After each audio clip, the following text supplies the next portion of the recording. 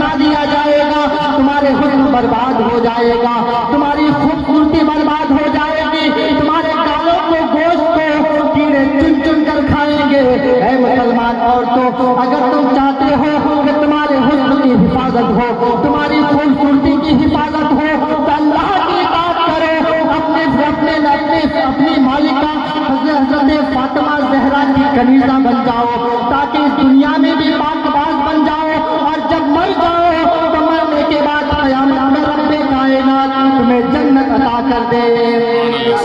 लेकिन अफसोस की बात है, डीजे में नाचेंगे चाहे कुछ हो जाए।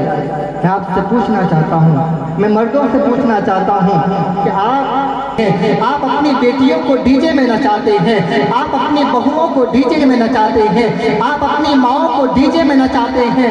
याद रखो मुसलमानों, जब क़यामत के मैदान में आप रब के सामने खड़े होंगे, जब रब की बारगाह में आपकी हाजिरी होगी, रब कायनात फरमाएगा, ए बंदे, तुमने अपनी बहनों को नचाया है, तुमने अपनी बेटियों की इज्जत को नीलाम किया है, अल्लाह तबारक व तआला तुम्हारी कुछ नहीं सुनेगा। तुम्हारी मर्दी बेटियों के कहने पर गाने बजाने लेकर आते हो, आज तुम अपनी बेटियों के कहने पर ढोल ताशे लेकर आते हो।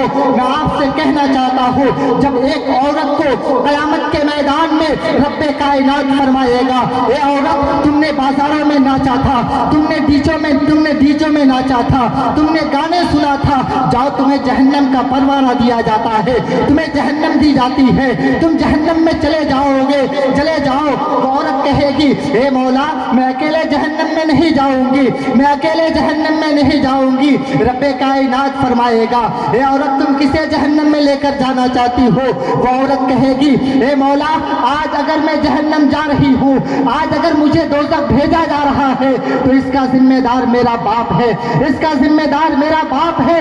अगर मेरे बाप ने दुनिया में मुझे नाचने से रोका होता, अगर मेरे बाप ने मेरी इज्जत की हिफाजत की होती, अगर मेरे बाप ने मुझे डांटा होता, अगर मेरे बाप ने मेरी अच्छी तरबियत की होती, तो मैं बुराई ना करता, मैं डीजे में ना नाचता, मैं गुनाह ना करता, मैं अपनी इज्जत को नीलाम ना करता।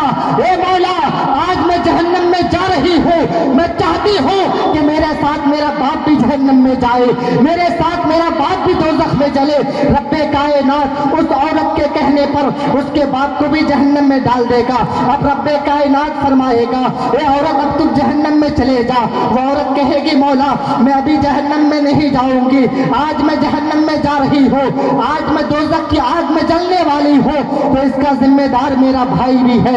आज मैं जहन्नम जा रही हूँ, इसका जिम्मेदार मेरा भाई भी है।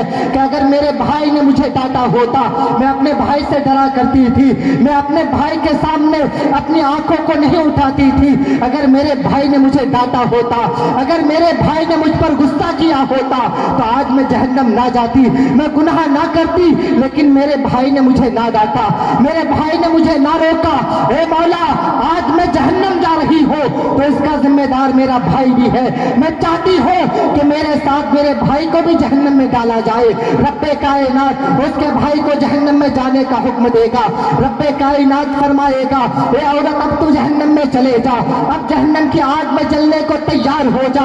वो औरत कहेगी, मौला, अभी मैं जहन्नम नहीं जाऊंगी, आज मैं जहन्नम जा रही हूँ, तो इसका जिम्मेदार मेरा शौहर भी है। कि अगर मेरे शौहर ने मुझे रोका होता, अगर मेरे शौहर ने अपनी मोहब्बत का वास्ता देकर मुझे गुनाह करने से मना किया होता, तो अपने शौहर की मोहब्बत में आकर मैं गुनाह से रुक जाती, गुनाहों से बाज आ जाती। ए मौला, मेरे शौहर ने मुझे मना नहीं किया, मेरे शौहर ने मुझे गुनाह करने से नहीं रोका। ए मौला, अगर मैं जहन्नम में जाऊंगी, तो मैं चाहती हूँ कि मेरे साथ मेरा शौहर भी जहन्नम